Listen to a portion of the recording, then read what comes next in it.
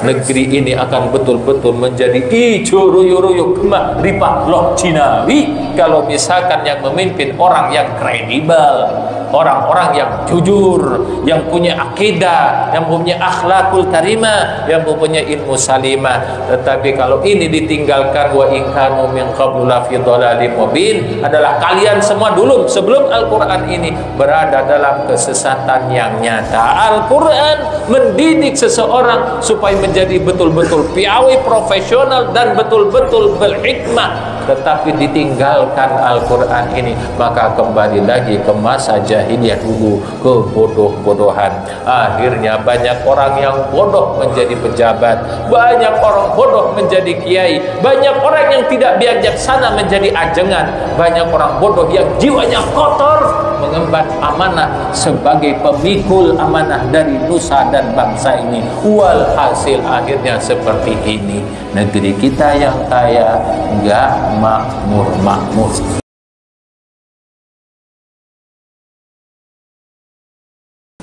Bismillahirrahmanirrahim.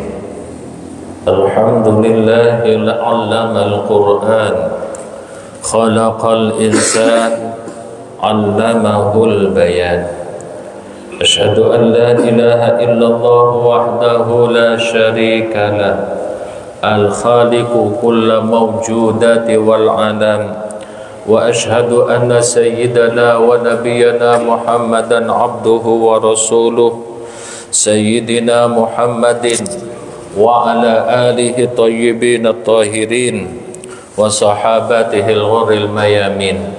Allahumma salli ala sayyidina Muhammad wa ala ali sayyidina Muhammad kama sallaita ala sayyidina Ibrahim wa ala ali sayyidina Ibrahim fil alamin innaka Hamidum Majid.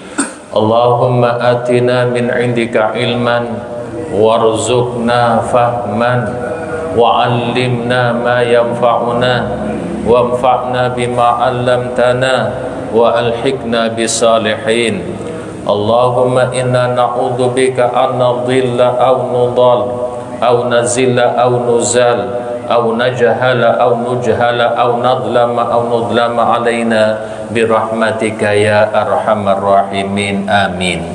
Assalamualaikum warahmatullahi wabarakatuh. Waalaikumsalam warahmatullahi wabarakatuh. Alhamdulillah, tentunya kata yang pantas kita ucapkan sebagai tanda syukur kita kehadirat Allah Subhanahu wa taala, mengucapkan alhamdulillahi rabbil alamin.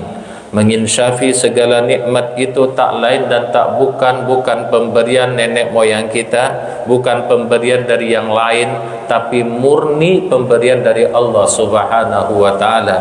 Maka alokasikan nikmat itu sesuai yang Allah arahkan di dalam kitab suci Al-Quran sebagai landasan syariat panduan kita dalam kehidupan itu.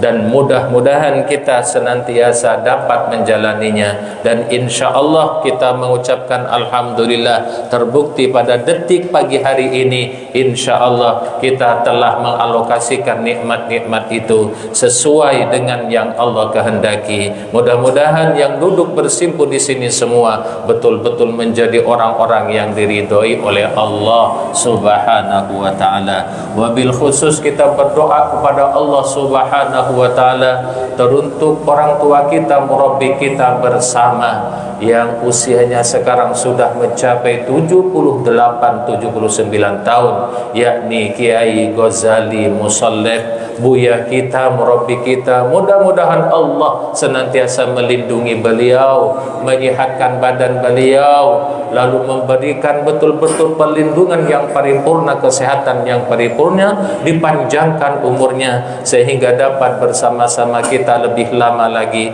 guna menuntun, mengawal kita untuk mencari keridhaan Allah Subhanahu wa taala. Amin ya rabbal alamin. Salawat beserta salam, mudah-mudahan Allah, kita berdoa kepada Allah, Allah limpahkan kehadiran junjungan Nabi kita, Nabi besar Muhammad sallallahu alaihi wasallam, suri tauladan yang nyata. Bila kita ingin keridhaan Allah, bila kita mendapatkan syafaat dari Allah subhanahu dari Rasulullah, maka ikutilah baginda Nabi. Maka mudah-mudahan kita ini yang sering teledor, yang sering alpa, yang sering jauh dari tuntunan baginda Nabi, masih diakui sebagai umat baginda Nabi yang dijanjikan syafaatnya. Maka sudah selayaknya kita memperkenalkan diri terhadap beliau, membangun koneksi, menyebutkan namanya dalam salawat kita bersama. Allahumma salli ala Sayyidina Muhammad wa ala ali Sayyidina Muhammad. Jemaah yang dimuliakan oleh Allah, dalam pertemuan yang relatif singkat ini kita hendak merenungkan undang-undang dari Allah guna memilih dalam kehidupan kita sehari-hari ini. Kita akan merenungkan satu ayat di dalam surat Ali Imran, ayat yang ke-164. Lalu kita akan gabungkan dengan surat Al-Jum'ah ayat yang kedua. Itu juga ada korelasinya dengan surat Al-Mujadalah ayat yang ke-11. Baik, kita berangkat dari surat Al-Imran ayat yang ke-164. Langsung saja saya bacakan untuk mempersingkat waktu. A'udzu billahi minasyaitonir rajim. Bismillahirrahmanirrahim. Laqad mannallahu 'alal mu'minina id ba'atsa fihim rasulan min anfusihim yatlu 'alaihim ayatihi wa yuzakkihim wa yu'allimuhumul kitaba wal hikmah wa in kanu min qablu la fi dhalalin mubin. Ini sangat selaras sekali, bahkan item-itemnya juga sama, terdapat di dalam surat Al-Jum'ah ayat yang kedua. Kalau Al-Quran yang kita ada di hadapan kita ini adalah surat Al-Jum'ah di halaman 550 berapa tuh? 553. Iya. Bisa Anda kan langsung dibaca tuh ayat yang kedua. Huwallazi ba'atsa fil ummiyina rasulam minhum. Kalau yang tadi min anfusihim, sekarang minhum. Nah, itemnya sama tuh. Yatlu alaihim ayatihi wa yuzakkihim wa yu'allimuhumul kitaba wal hikmah wa in kanu min qablu la fi dhalalin mubin. Jemaah yang dimuliakan oleh Allah, tentu kita akan tahu artinya dengan singkat melihat. Tapi ada suatu kisah tentang dua ayat ini yang pernah diteliti oleh seorang praktisi pendidikan dari negara Sakura, yakni dari negara Jepang. Dia seorang perempuan, dia tidak Islam. Dia itu agama apa itu Shinto ya, agama Shinto dari Jepang itu. Meneliti dan meriset ayat ini. Meriset ayat ini. Namanya sekarang adalah Profesor Dr. Mina Hattori. Namanya Profesor Dr. Mina Hattori. Dan ini penelitian tentang ayat ini bukan di Jepang, bukan di Amerika, tapi ayat ini diteliti, diriset oleh beliau di pondok pesantren yang sangat maju sekali di Pulau Jawa, yakni pondok pesantren Gontor. Lalu meneliti lagi, tidak cukup di Gontor itu, lalu dia meneliti di Bukit Tinggi, di Padang sana, di mana dia meneliti tentang suatu nafas pendidikan di Indonesia. Gitu.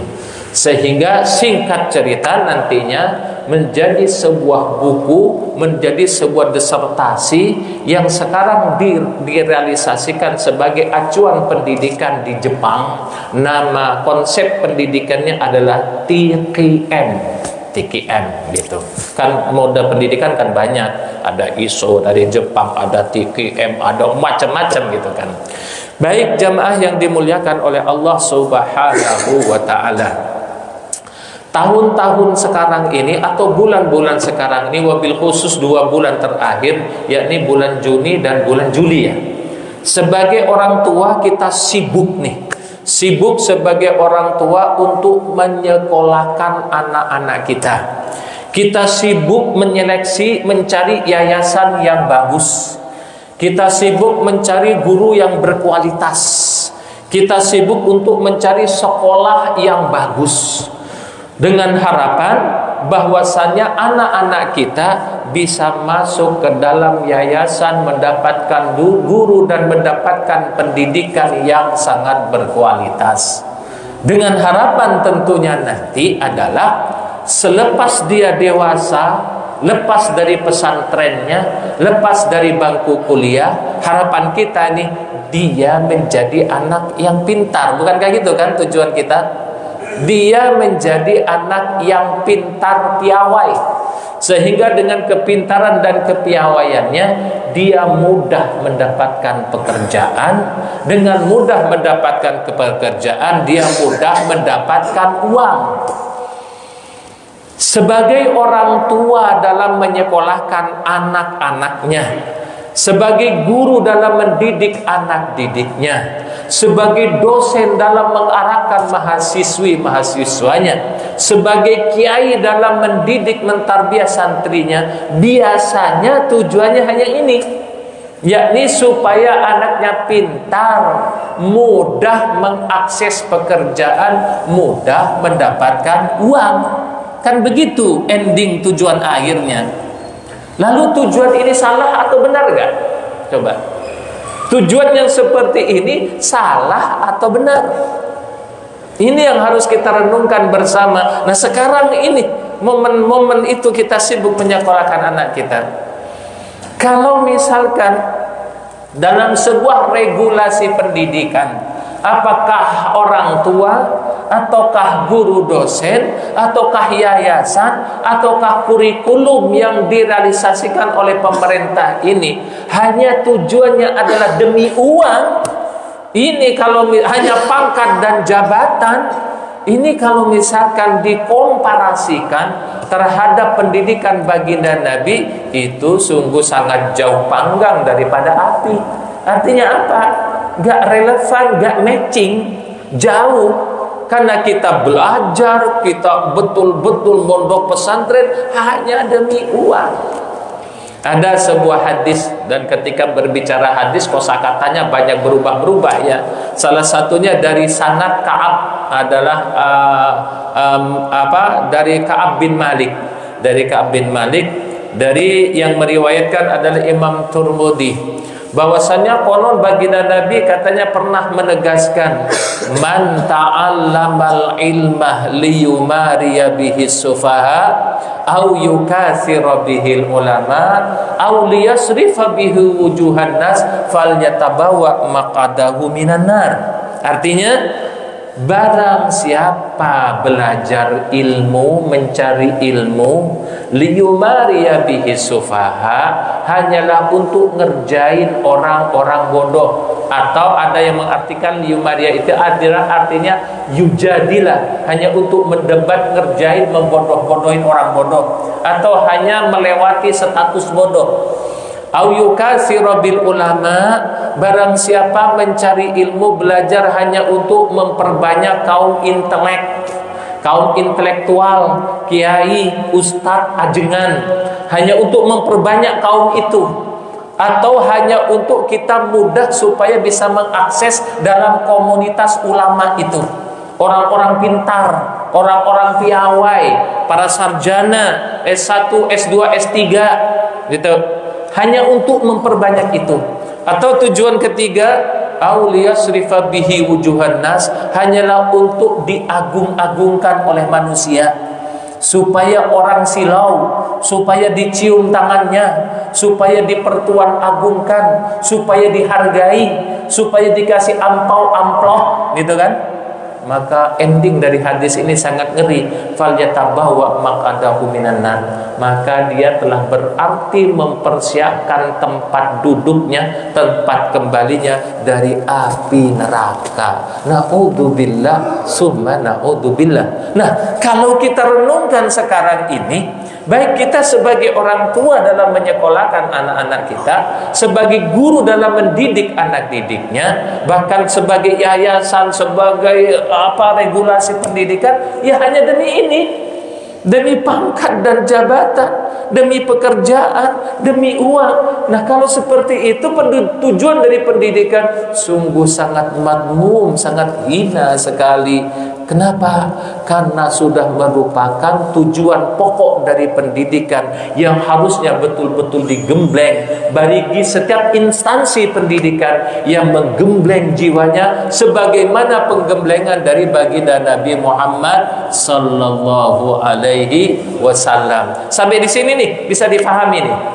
Lalu kita korelasikan nih, selama ini kita menyekolahkan anak-anak kita, bahkan kita dalam belajar untuk apa nih?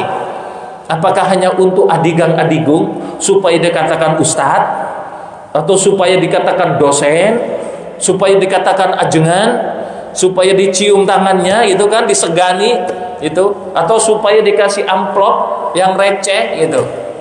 Nah, kalau itu tujuan dalam pendidikan, la haula wala quwata illa billah, maka Allah menurunkan kitab suci Al-Qur'annya sebagai panduan dalam orang-orang yang terlibat dalam pendidikan itu. Maka baginda Nabi telah mempraktekkan dia tadi di dalam surat Al-Imran ayat yang ke-164, dan ini ayat surat Al-Jum'ah ya, ayat yang kedua. Allah mengatakan huwallazi ba'atsa fil ummiyina rasulah, dialah Allah yang telah mengutus seorang ummi dari golongan ummi. Ummi jangan diartikan bodoh, jangan diartikan buta huruf, jangan diartikan tidak bisa tulis baca. Bagaimana baginda Nabi katanya tidak bisa tulis baca sampai mati, sementara ayatnya saja ayat pertama menyuruh baca. Coba Iqra kan suruh baca kan, baca. Lalu ada ajengan ustaz yang berdakwah pengajian sampai meninggal, katanya Rasul nggak bisa tulis baca. Lalu Al-Quran ini oleh Rasul nggak dibaca. Masa Rasul nggak bisa baca? Berarti Rasulmu, nabimu adalah nabi yang bodoh. Nabi nggak bisa tulis baca. Ummi itu adalah produk asli ibunya. Dia tidak pernah kuliah ke UGM. Memang belum ada UGM, belum pernah kuliah ke UI, belum pernah kuliah ke Al-Azhar, belum pernah kuliah ke Maroko, tapi memang murni pendidikan ibunya. Itu yang disebut ummi. Nah, dididik oleh ibunya bukan berarti dia bodoh, tidak bisa tulis baca. Banyak pembahasannya. Baik, kita langsung saja, waktunya relatif singkat. Kita hendak betul-betul merenung gerangan selama ini, ternyata kita agak meleset dari tujuan pendidikan ini. Baik, lalu Allah mengatakan fil ummiyina rasulah, dari kalangan ummi ini Allah mengutus seorang rasul.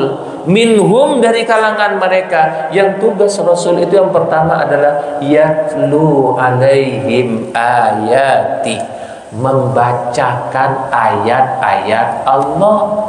Ayat ini kan terdiri dari jamak kan, bukan mufrad. Berbicara ayat maka secara global terdiri dari dua macam. Ada ayat Al-Quran, ada ayatul kauni.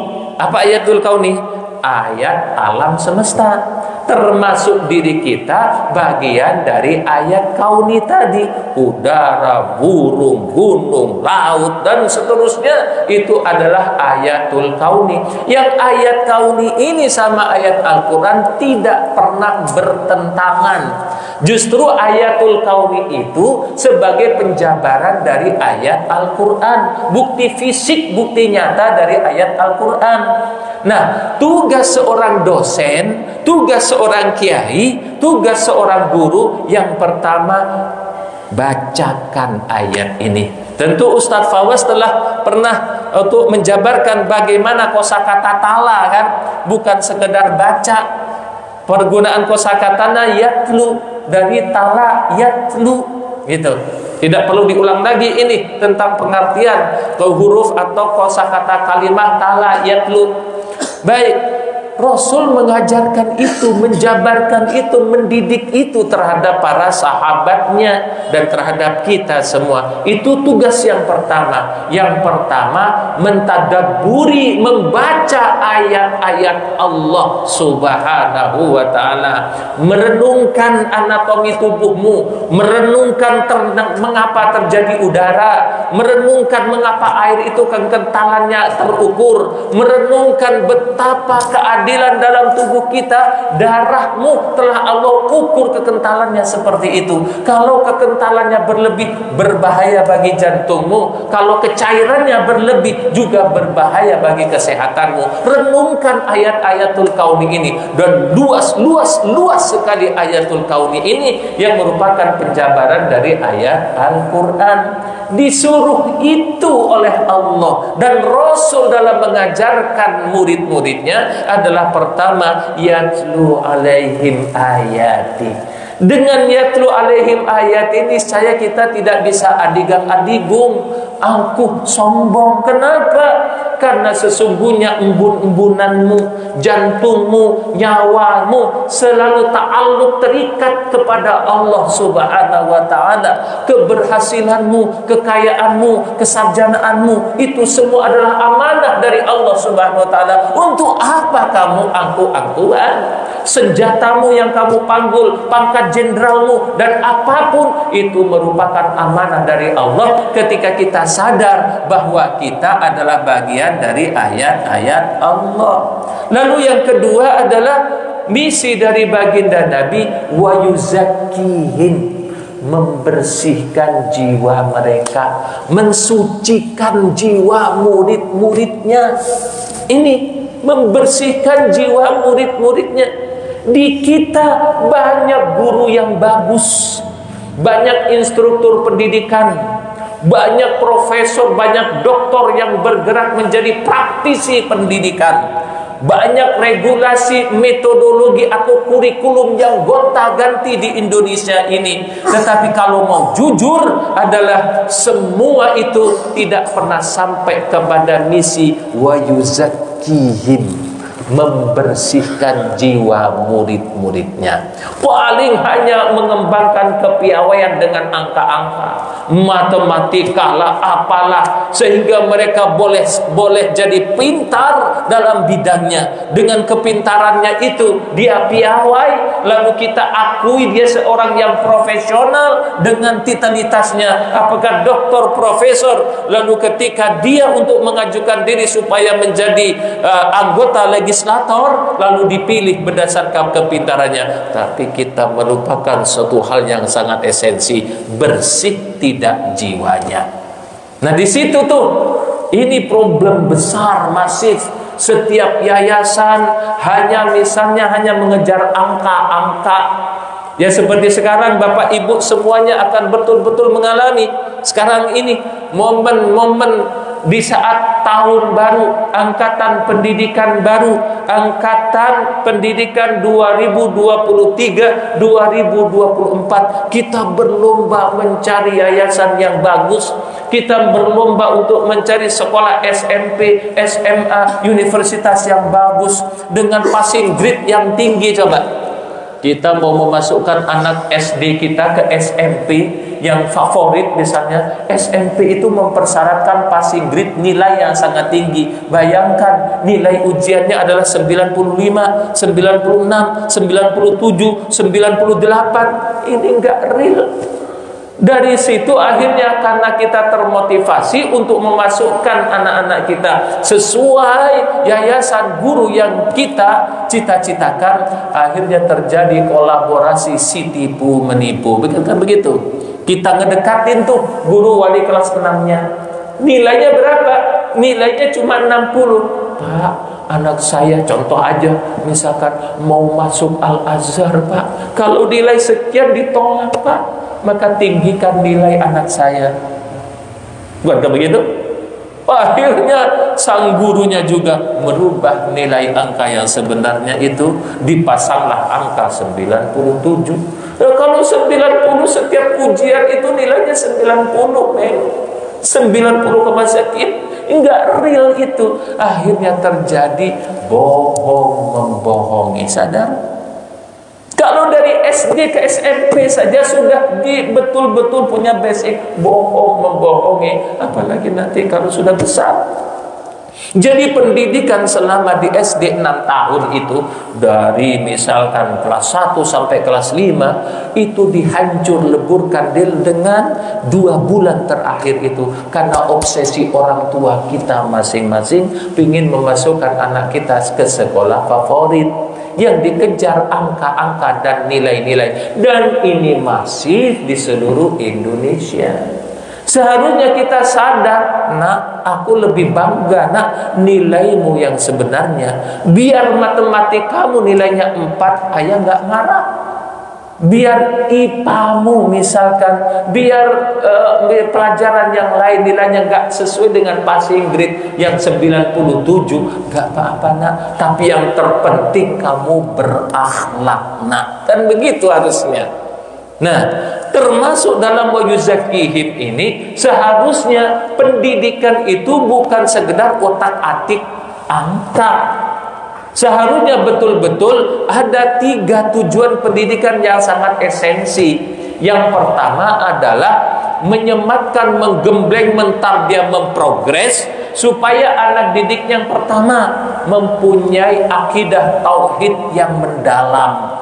Tauhidnya betul-betul kokoh kepada Allah Subhanahu wa ta'ala, sehingga dengan tauhid yang kokoh ini dia mempunyai integritas yang tinggi, mempunyai kepribadian yang brilian, yang bagus, yang tidak mudah goyah, tidak pernah berbohong, manipulasi dan semacamnya. Seharusnya pendidikan itu adalah mengemas bagaimana anak didiknya mempunyai akidah yang sahihah, tauhid yang sahihah. Soalnya nanti kalau tidak punya akidah yang sahihah, ketika gede, ketika menjadi manusia, lantas dia miskin, bisa saja kalau akidahnya nggak lurus, nggak sahihah, bisa saja nyepi di laut kidul.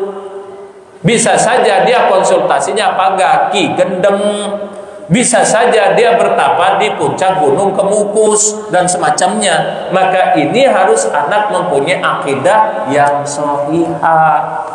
Terus yang kedua, seharusnya dalam kosakata wayuzakihim ini membersihkan, mensucikan jiwa anak-anaknya adalah yang kedua, harusnya setiap guru, setiap instansi yang terkait dalam pendidikan memikirkan supaya anak didiknya itu mempunyai akhlakul karimah.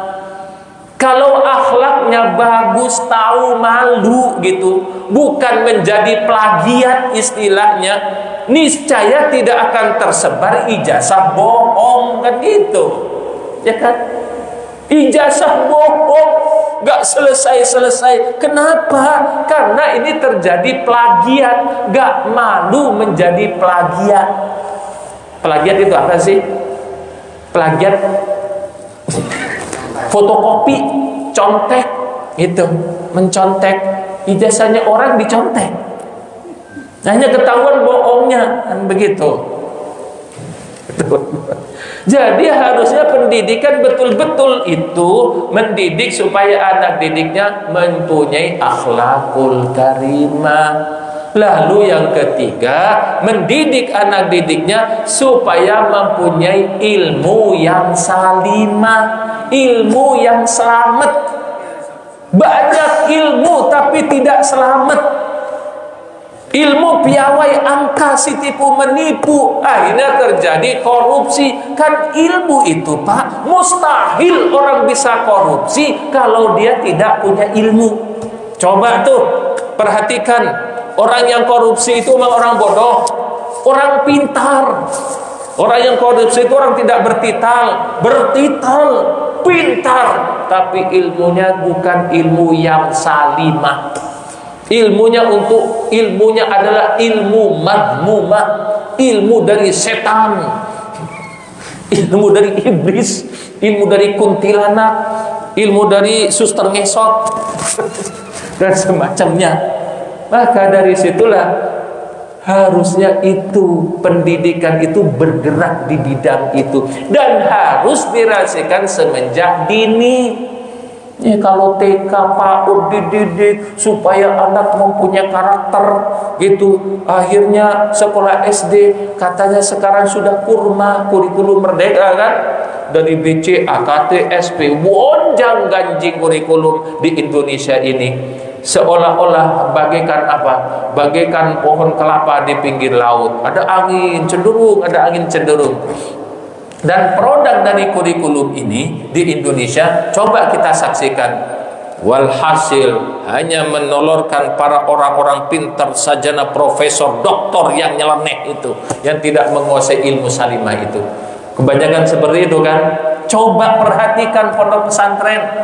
Pondok pesantren misalnya Gontor misalnya. Gontor nggak pernah bergeming, Pak. Bahwasanya kurikulumnya itu ya udah selesai. Nggak gonjang ganjing gitu, nggak gonjang ganjing. Dulu orang memicingkan mata terhadap Gontor itu.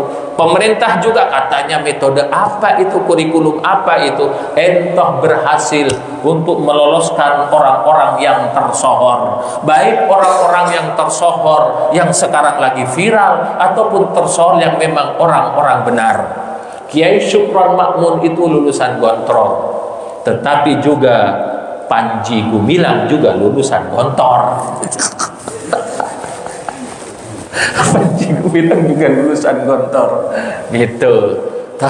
Tapi walhasil Gontor menolorkan orang-orang terkenal. Ada saya kenal, pernah bersama-sama Dr. Hidayat Nur Wahid dari PKS, ada Dr. Muslih, ada dokter namanya Ahzami, dan macam-macam lah, banyak dokter-dokter itu, banyak itu yang dari Gontor. Din Samsudin dari Gontor, Amin Rais dari Gontor, dan semua itu dari Gontor semua. Dah, baik. Itu seharusnya betul-betul pendidikan itu adalah menguasai materi yang betul-betul memprogres anak-anak didiknya, betul-betul mempunyai tadi akidah yang sahihah. Yang kedua adalah akhlakul karimah. Yang ketiga ilmu yang salimah. Kalau tiga ini betul-betul menjadi karakter anak didik, niscaya nanti keluar dari bangku sekolah, keluar dari bangku kuliah, karena bukan semata-mata pekerjaan dan uang tujuannya, maka niscaya dia kalau misalkan menjadi pejabat, pasti akan menjadi pejabat yang hebat, ya kan? Karena sudah mempunyai akidah yang sahihah, mempunyai akhlak yang karimah, mempunyai ilmu yang salimah. Kalau toh tidak jadi lurah, tidak jadi menteri, tidak jadi RT, jadi orang biasa saja, insya Allah akan menjadi orang biasa yang bermanfaat. Kalau sudah akidahnya gak karu-karuan, gak bertauhid kepada Allah, akhlaknya bobrok, ilmunya juga bobrok, menjadi apapun akan menjadi masalah bagi Nusantara ini. Ya contoh sekarang marak. Sekarang apalagi momen-momen dalam momen-momen pemilu. Bukankah sematan kebaikan itu biasanya disematkan oleh orang lain? Ya kan? Seperti baginda Nabi, yang menyematkan baginda Nabi itu Al-Amin siapa? Bukan baginda Nabi sendiri. Sekarang ini baliho-baliho besar-besar, dia berkata, pilihlah aku dari rakyat, demi rakyat, untuk rakyat, kan gitu. Aku adalah orang yang jujur, aku adalah punya integritas yang tinggi, telah aku infakkan seluruh jiwa dan badanku untuk negeri, kan begitu. Padahal itu gitu kan. Luar biasa gitu. Maka jamaah yang dimuliakan oleh Allah Subhanahu wa taala, acuan ini yang dididik oleh baginda Nabi Muhammad sallallahu alaihi wasallam. Sampai ada 2 ayat itu yang sama, bahwasanya dalam regulasi, dalam teknik, dalam metodologi, dalam kurikulum, dalam apapun pendidikan itu, yang pertama adalah yatlu alaihim ayatihi. Coba bawa tuh anak muridnya, bawa santrinya, bukan sekedar utak-atik kitab kuning saja. Kitab sekarang sudah tidak kuning lagi, banyak kitab putih. Bukan kitab kuning asalkan ada kitab kuning, pokoknya itu udah kiai dah. Sekarang udah banyak kitab putih sekarang. Baik, yatlu alaihim ayati, bawakan, berenungkan terhadap ayat-ayat Allah. Baik ayat Al-Quran bukan sekedar dibacakan, dinusabakohkan kitab suci Al-Quran, tapi selalu ayatnya. Maka kosakatanya yatlu, itu kan yatlu. Yang kedua, ayat-ayat itu Allah banyak.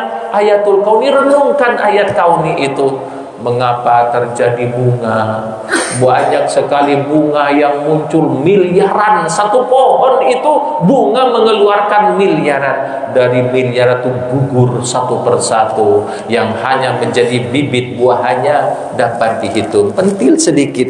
Dalam prosesnya dia juga yang pentil-pentil itu berguguran. Yang sampai besar akhirnya terpilih juga. Dia yang besar dari buah itu yang terbaik, yang terpilih. Dari buah yang besar itu yang sampai matang dan mempunyai cita rasa yang khusus, cita rasa yang khusus juga pilihan, dia yang terbaik. Yang banyak itu berguguran dalam proses matang itu. Dalam proses matang juga yang memberikan rasa segar dan enak hanya sedikit, kebanyakan busuk dimakan ulat. Kan begitu juga. Begitupun kita lahir dengan sama, dengan miliaran bayi, ratusan juta bayi keluar tiap bulannya. Lalu dalam prosesnya untuk mencari ilmu, mendedikasikan diri menjadi orang yang baik, ternyata berguguran juga dalam cita-cita kebaikan itu. Apakah kebaikan itu karena gugur karena tuntutan, atau kebaikan itu gugur karena kolega, karena komunitas, akhirnya menjadi busuk tak tersisa. Berapa banyak orang-orang yang pintar justru mempraktekkan busuk dan kebusukan yang menyeruak kemana-mana.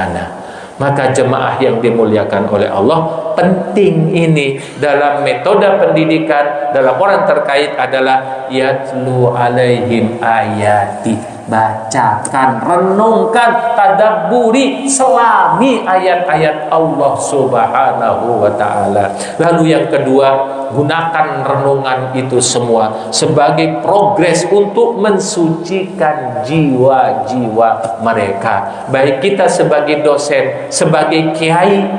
Emang kiai nggak ada yang suci? Oh, banyak kiai yang nggak suci, Pak. Ya, hanya berlabelkan kitab kuning, ahli gramatika, ahli balaghah, mantek ma'ani. Sering juga dia hanya sebata-bata demi duniawi, dan supaya dikatakan ajengan kiai, supaya dielu-elukan. Di Jakarta, kalau di Betawi kan dielu-elukan kan, elu-elu kan gitu. Kalau di Jawa apa? Dikowe-kowekan. Kalau di Madura apa? Dipindara-pindarakan. Kalau di Madura itu sebutan Gus namanya Bindara. Itu Bindara itu ya, Gus Hadik juga tahu itu tentang sebutan Bindara itu. Kalau di Jawa anaknya itu Gus. Gus itu adalah anak kiai yang belum layak untuk menjadi kiai. Gitu. Sekarang lebih kenal Gusnya daripada kiainya. Oh, ada Gus macam-macam. Ada Gus Samsuddin lagi. Ada Gus Samsuddin. Tahu dah kiai dukun atau enggak. Terus ya wa yuzakihim, ya. Metode wa yuzakihim tadi itu adalah menyematkan akidah yang sahihah, akhlakul karimah, daru ilmu yang salimah. Lalu wa yu'allimuhumul kitab. Nah, ini wa yu'allimul kitab adalah estafet yang ketiga.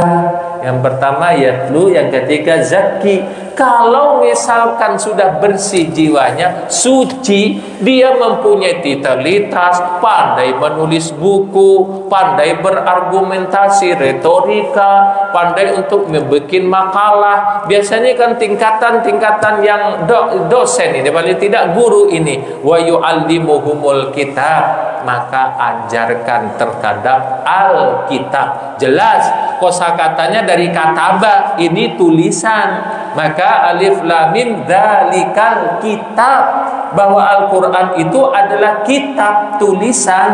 yang dikumpulkan dalam suatu naskah itu namanya kitab. Kalau Quran adalah suatu syariat yang dikumpulkan dalam segi bacaan, maka Al-Quran ada namanya Al-Quran, ada namanya kitab. Di ayat ini disuruh adalah wa yu'allimuhumul kitab, berarti menulis, meriset, ya, meriset, meneliti, melaboratorium, gitu kan. Wa yu'allimuhumul kitab. Ini akibat kita hanya memakai sebuah kesimpulan yang semata. Idul Adha aja kemarin nggak sama, ada Rebu, ada Kemis gitu. Konon katanya kudu ada orang yang bersumpah. Di zaman Rasul ada orang yang bersumpah satu, maka itu hukumnya menjadi keseluruhan. Lah kemarin di Cakung bersumpah 4 orang loh. 4 orang yang bersumpah bahwa dia melihat bulan, maka Idul Adhanya Rebu. Itu bersumpah demi Allah 4 orang. Lalu mengapa tidak diakomodir? Oh, udah salah mereka. Ya saya tidak menyalahkan. Yang misalkan Idul Adha Kemis ya bagus. Yang Idul yang Rebu bagus. Di Al-Mahdi 2 kali Pak. Di sini 2 kali enggak? 2 kali. Alhamdulillah, kalau bisa 7 hari itu enak. 2 kali. Alhamdulillah. Baik. Waktu tidak akan menangisi kita. Yang Idul Adha Rebu, yang Idul Adha Kemis tidak akan pernah menangisi kita. Tidak akan pernah peduli waktu terhadap kita. Tetapi seharusnya kita yang Idul Adha Rebu atau Kemis tunjukkan akidah sahihahnya, tunjukkan akhlakul karimahnya, tunjukkan ilmu salimahnya. Kelak kalau punya ini menjabat sebagai anggota dewan, niscaya dia akan betul-betul menjadi anggota dewan yang terpercaya. Kalau misalkan menjadi irjen, niscaya irjen pistolnya tidak dipergunakan untuk membunuh anak buahnya. Wah, adalah kasus Sambo lah, selesai dari akibat sebuah pendidikan hanya demi pangkat, jabatan dan uang. Itu harusnya pendidikan itu bagaimana? Ya udah, pendidikan ini harusnya betul-betul didedikasikan li'ila'i kalimatillah, untuk mencari keridhaan Allah. Hanya mencari keridhaan Allah, gak usah untuk mencari ampau. Kalau gak diundang marah. Kalau gak disebut ustadz marah. Tahu nggak lu? Gua pesantren 20 tahun, ngapain lu gak belajar sama gua? Ini ustadz nih, ya. Akhirnya diundang ke Hong Kong. Akhirnya minta tambahan akomodasi kan? Ya udah, kisahnya udah lalu. Diundang ke Hong Kong, akomodasinya udah 50 juta. Ini nggak cukup, bertambah lagi minta 150 juta. Baik, jadi wa yu'allimuhumul kitab, mengajarkan Alkitab. Ya, tulisan banyak, manuskrip tentang sejarah, termasuk kitab Bible. Termasuk kitab adalah Perjanjian Lama, Taurat, Injil. Ya baca Injil gitu, baca Taurat itu. Kan yang tidak boleh adalah kita mengikuti. Supaya referensimu bagus, supaya kamu mempunyai informasi dari zaman dulu, baca Injil. Baca Injil. Tapi jangan berkitab Injil. Gitu. Apalagi berkitab, berhukum dengan lagu Indonesia Raya setansa 3. Ya, siapa tuh? Indonesia tanah yang suci. Untuk apa kalian bayar ONH haji untuk umroh ke tanah suci? Pingin mati di sana supaya kamu dimakamkan di tanah yang suci. Indonesia tanah suci. Siapa itu? Bagi lagi Panji Gumilang. Jadi hanya pakai setansa 3 aja, lalu menjadi realitas kitab suci gitu. Sebaliknya kitab sucinya ditafsirkan aneh-aneh. Akhirnya surat Al-Mujadalah ditafsirkan dalam sholat. Ya ayyuhalladzina amanu idza qila lakum tafassau fil majalis. Itu tafsirnya fil majalis, bukan dalam sholat. Lalu Panji Gumilang sholat harus renggang-renggang. Oh, ya begitulah gitu. Akhirnya sampai sekarang, besok nih khutbah Jumat perempuan. Emang mau apa? Madhab saya madhab Bung Karno. Udahlah wecan. Jadi wa yu'allimuhumul kitab, mengajarkan kitab, lalu wal hikmah, mengajarkan wisdom. Wisdom itu apa? Hikmah, kebijaksanaan, kearifan. Maka kurikulum sekarang ini kurikulum merdeka namanya mengakomodir local wisdom. Local wisdom artinya apa ya? Kearifan lokal, itu kearifan lokal. Baik, wa yu'allimuhumul kitab, ini ending yang terakhir ini, mengajarkan seseorang itu hikmah, kearifan, kebijaksanaan, keluasan bergaul, toleransi, bukan adigang-adigung, bukan sekedar jenggot agama itu, bukan sekedar celana cingkrang agama itu, bukan sekedar bacaan Al-Qur'an agama itu, bukan sekedar argumentasi, tetapi realisasi. Betul-betul engkau menjadi hikmah, betul-betul engkau menjadi manfaat, betul-betul engkau dalam menyikapi permasalahan itu timbul kebijaksanaannya yang luar biasa. Orang punya hukum tapi tidak berhikmah, tidak bijaksana, niscaya dia akan tebang pilih dan macam-macam.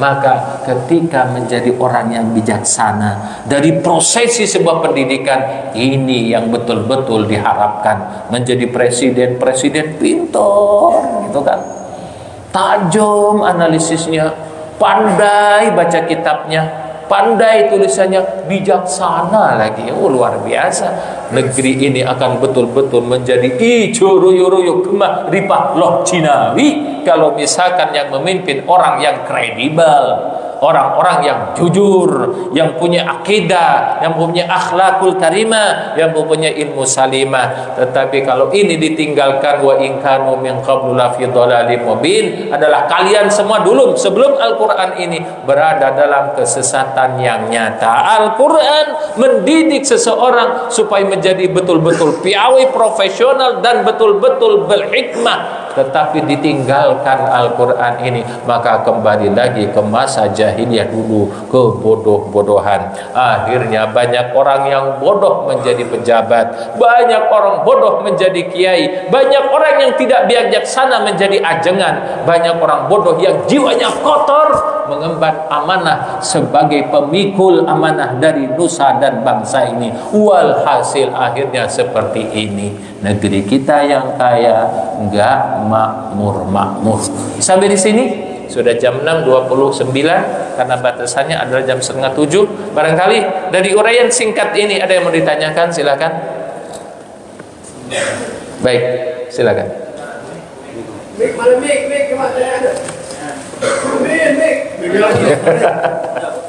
Assalamualaikum Pak Ustaz. Waalaikumsalam. Pak Ustaz, saya punya anak-anak yang masih remaja, dan tidak ada satupun yang dari kecil sekolah di pondokkan. Ini memang saya dulu salah saya, namun ternyata demikian sekarang udah remaja gitu. Tidak mudah untuk saya untuk mengarahkan mereka agar memiliki ibadah yang baik. Apalagi sekarang ini kalau saya perhatikan kayak sholat-sholat di mana di masjid, hampir saya jarang melihat anak remaja.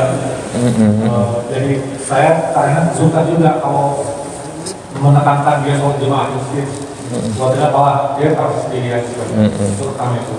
Yang kedua, memang sekolahnya juga karena pendidikan sekarang seperti kalau saya bilang, orientasinya kan kepada kepintaran aja ya, bukan untuk akhlakul karimah. Nah kalau dari Pak Ustaz menyatakan bahwa biar matematika kamu 4 katakan asal memiliki hal yang baik, yang disuka misalnya, itu memang mudah untuk diungkapkan tapi tidak sesuai dengan kenyataan dia bisa menemukannya. Malah justru saya khawatir apakah dia akan motivasinya akan lebih turun karena dia lebih mengejar prestasi, tentu sesuai dengan temannya.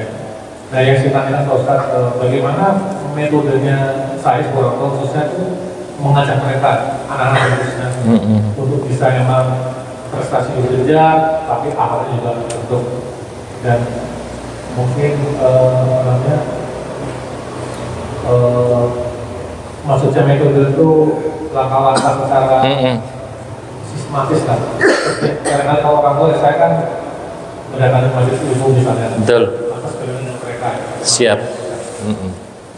Baik, pertanyaan yang sangat bagus sekali. Bagaimana ini tentang program nih sekarang anak-anak remaja yang ngaji sekarang di sini sudah tua-tua semua kan? Nggak ada remajanya.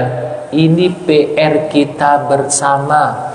Jangan anak-anak kita dibebani hanya cuman pada DKM masjid, kepada Buya Ghazali Musonep saja. Justru orang tua harus menyarankan, memberikan saran, memberikan push, menggambarkan, yuk nak ke masjid. Kalau misalkan masjid diisi dengan anak-anak muda, niscaya itu jawaban masa depan dari kesejahteraan masjid itu. Yang kedua terkait dengan masjidnya sendiri. Kalau misalkan ada anak-anak lagi senang di masjid, jangan dijewer, jangan diusir. Justru diatur sedemikian rapi supaya rapi, disiplin, dilatih disiplin. Kan kebanyakan sekarang masjid itu anak-anak menjadi dendam kesumat terhadap masjid.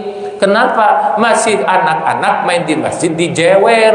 Lantas kenapa? Karena berisik, karena begini. Ya namanya anak memang jiwanya main, berisik. Maka dari situ bagaimana diatur dari DKM masjid, pengurus masjid, orang di masjid, supaya anak-anak ini tidak banyak mengganggu, terutama dalam sholat sah.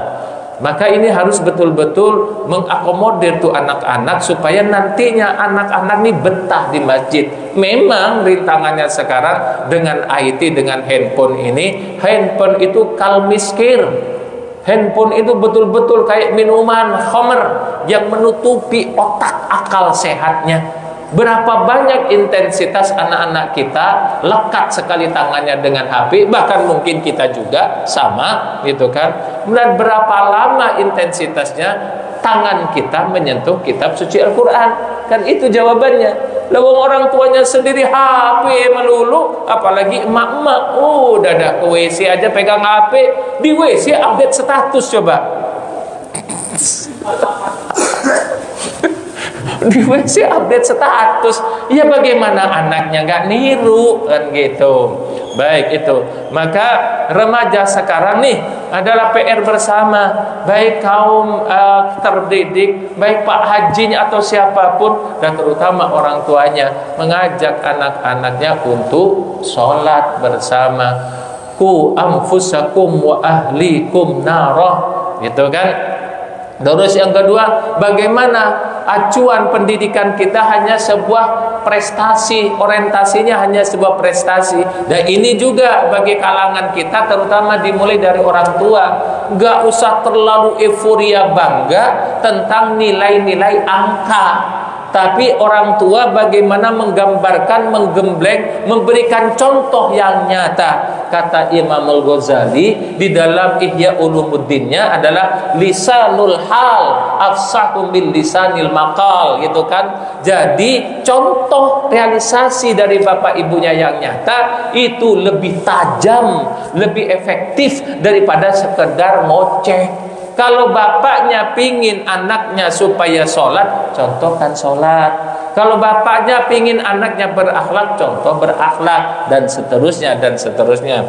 Terus bagaimana caranya metode mendidik anak ini? Rasul pernah mengatakan adibu auladakum biddin fa innahum ya'ishuna ghaira zamanikum.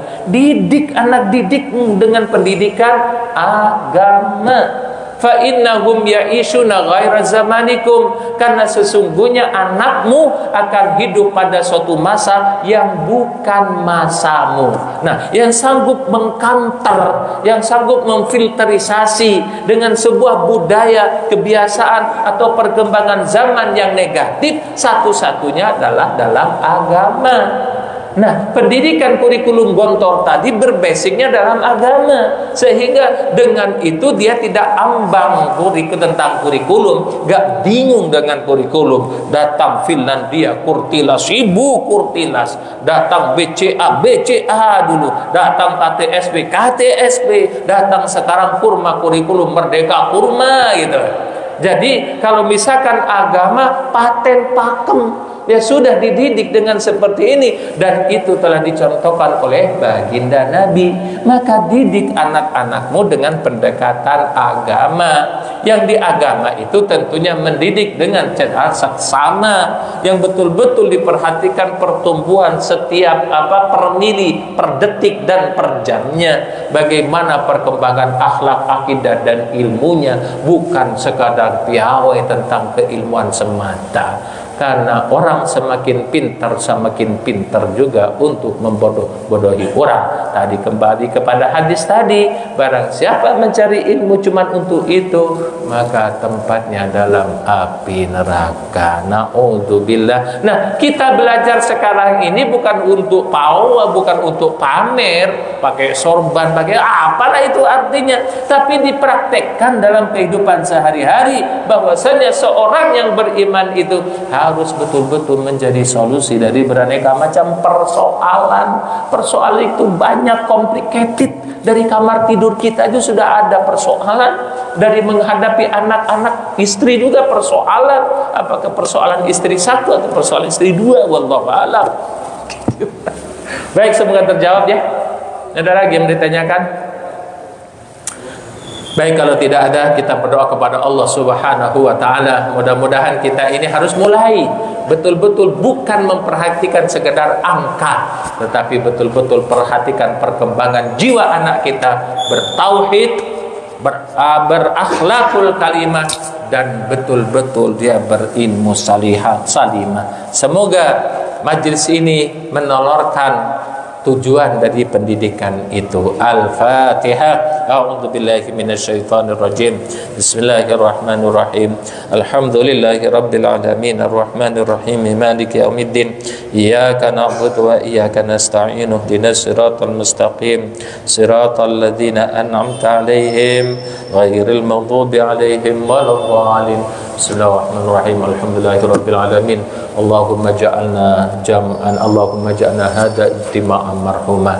Ya Allah, jadikan perkumpulan ini ya Allah perkumpulan yang Engkau muliakan, yang Engkau ridhai ya Allah. Wa ja'al tafarruqana min ba'di tafarruqam ma'suma. Jadikan perpisahan kami nanti ya Allah dari tempat ini perpisahan yang Engkau jaga dengan rahmat-Mu ya Allah. Wala taj'al fina alaman wala saqiyan wala mahruma. Allahumma innaka ta'lamu ya Allah, sesungguhnya Engkau telah tahu ya Allah, anna hadil quluba qad ijtama'at ala mahabbatik, bahwa hati-hati kami berkumpul untuk berusaha mencintaimu ya Allah. Waltaqat ala ta'atik wa tawahadat ala da'atik wa ta'ahadat ala nusrati syariatik. Fawasikillahumma rabitataha wa addi muddaha wahdiha subulaha wa mla'ha binurika alladhi la yakhbu washrah suduraha bifaidil imani bik wa jamili tawakkuli alaik wa ahya bima'rifatik wa amitha ala syahadati fi sabilik innaka ni'mal maula wa ni'man nasir. Rabbana zalamna anfusana wa illam taghfir lana wa tarhamna lanakunanna minal khasirin. Rabbana hab lana min azwajina wa dhurriyyatina qurrata a'yun waj'alna lil muttaqina imama. Rabbana atina fid dunya hasanah wa fil akhirati hasanah wa qina adzabannar. Wa sallallahu ala sayyidina Muhammadin wa ala alihi wa sahbihi walhamdulillahi rabbil alamin. Subhanakallahumma bihamdik asyhadu an la ilaha illa anta astaghfiruka wa atubu ilaik. Wal afu minkum. Assalamualaikum warahmatullahi wabarakatuh.